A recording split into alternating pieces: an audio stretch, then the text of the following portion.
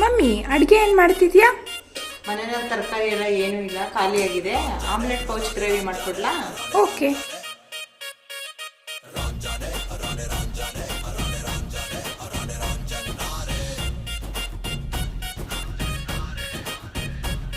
ನನ್ನ ಮನಸ್ಸು ಹಾಡಿದ ತಿತ್ಲಿ ತಿತ್ಲಿ ನಿನ್ನೆ ನೋಡುತ್ತ ತಿತ್ಲಿ ತಿತ್ಲಿ.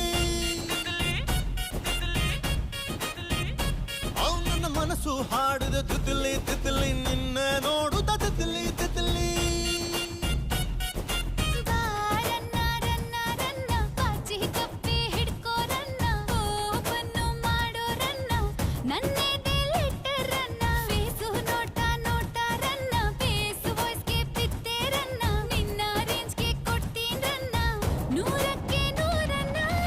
ನೀ ನನ್ನ ಬೇಗಂ ಕಾಣೆ ನಾನೇ ಸುಲ್ತಾನ್.